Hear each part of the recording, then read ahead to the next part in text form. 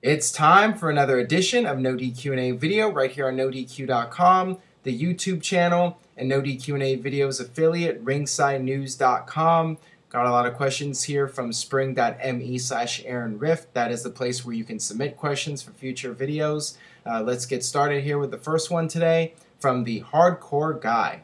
Hey Aaron, longtime viewer, first time asker. Since RVD might return, when do you see it happening, and what match would you like him to be in at WrestleMania 30? Please answer in video if you can.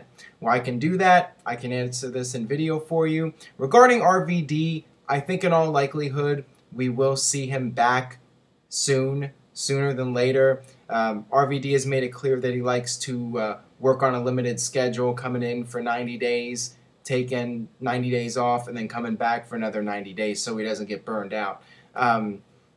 I would very much expect him to be a part of WrestleMania season. It's the time when WWE is at its peak of popularity for the year, and you have Royal Rumble, you have WrestleMania, and now you got the WWE Network. So a lot of people are talking about WrestleMania, and this is when the product is at its hottest. So it makes sense for RVD to come back now, and I think that the chances are good he will be a surprise entrant at the Royal Rumble. And as far as what kind of match he has at WrestleMania, I don't think he's going to be in any kind of main event match, but I do think his presence will be felt. It's unfortunate they don't have the Money in the Bank match anymore at WrestleMania because, he could be part of that. But I'm sure they'll figure out something for him, and he'll have some kind of role at WrestleMania. All right, this next one comes from WWE fan Dark Arrow. Maybe this is the brother of Kayfabe Candy Ass. I don't know. Hey Aaron, do you see the Usos getting the belts soon? You were talking about the tag team titles. Yes, the Usos have a lot of momentum right now in WWE, and I think it's inevitable that they get a run with the tag team titles at some point.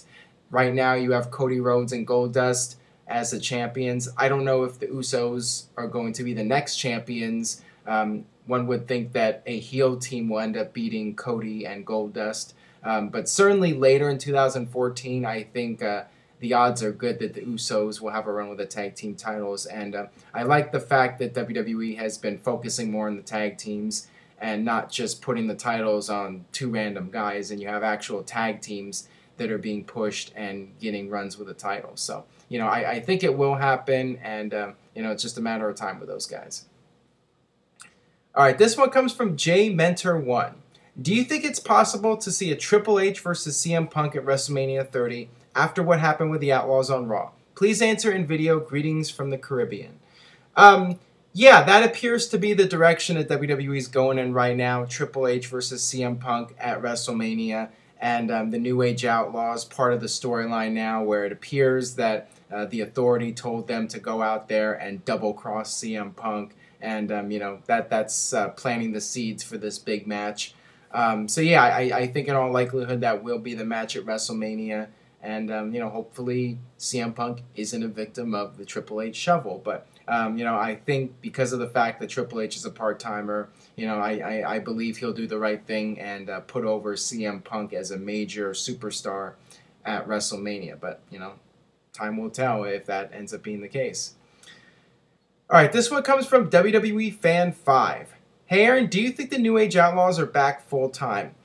I don't think that is the case. Obviously, they came back for the old school Raw, and they're part of this storyline with Triple H and CM Punk, which is why they've been around as of late. I don't know if they're going to be, tag team champions again or anything like that. I mean, it's possible that WWE could have them compete at WrestleMania and they could have one last run, but I think they're just around to be part of the Triple H and CM Punk storyline at this point, and I don't think that they're going to be around past that, but we'll see. All right, this one comes from MMA Mike Zero. Is the company really screwed once Triple H takes over? But being serious, do you think he will be successful if and when he fully takes over?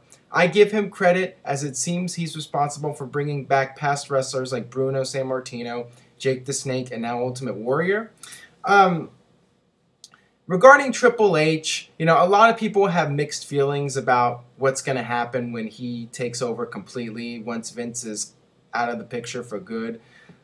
I don't think there's going to be that much change. I think we will see business as usual for the most part in WWE. And I think Triple H's mentality is very similar to Vince. You know, he's a fan of the bigger wrestlers. And, you know, I do think that a positive with Triple H is, as you mentioned here, you know, he's trying to get on good terms with guys that were enemies of Vince in the past, you know, people like Bruno Sammartino, and, you know, just trying to make peace with everybody. So I think that that is a huge positive.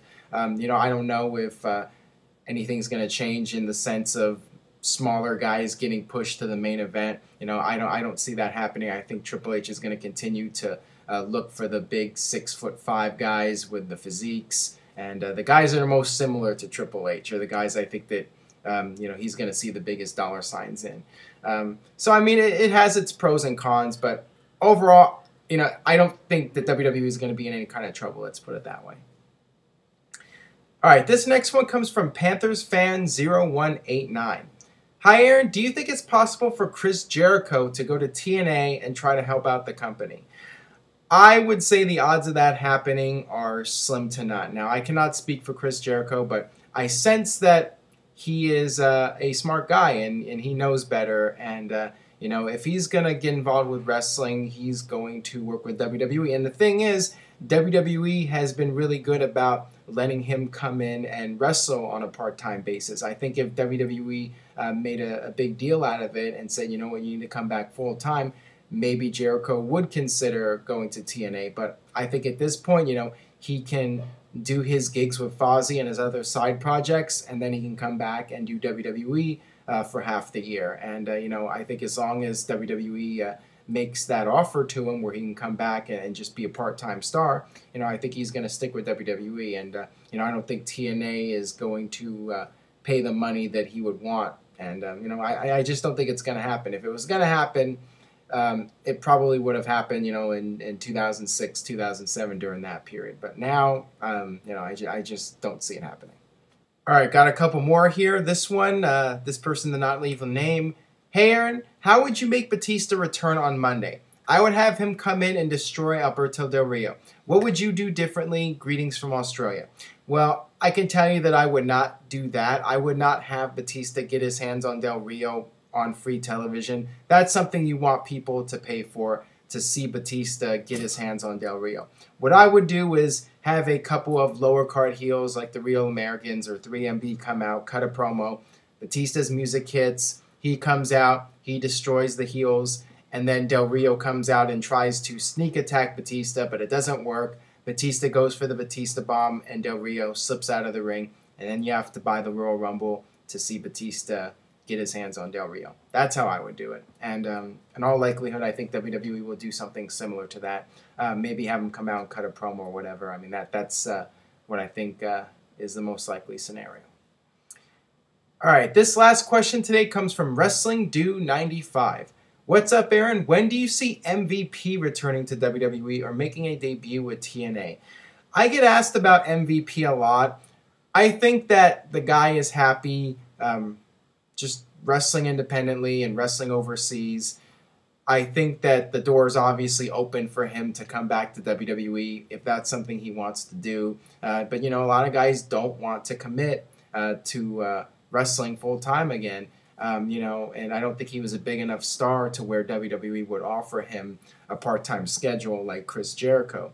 And as far as TNA goes, I think that, like Jericho, I think MVP knows better, and you know, it's not really worth going to TNA unless the money was right. And, you know, TNA is making a lot of budget cutbacks. And, you know, I don't know if they're going to continue investing in former WWE talent. And I don't think they should. I think TNA should focus on the younger talent and trying to establish new stars. So, you know, if I was TNA, I wouldn't continue hiring former WWE talent. That's just my opinion on it. But, you know, I think they're doing just fine with EC3 and Rockstar Spud or whatever. I mean, the ratings are the same regardless of who's on the show. So you might as well go the cheap route and use some of the younger talent like Davey Richards and Eddie Edwards from Ring of Honor, and bring in more independent guys. I mean, those are the guys that should be signed by TNA at this point. All right, that'll do it for this edition of No DQ&A video.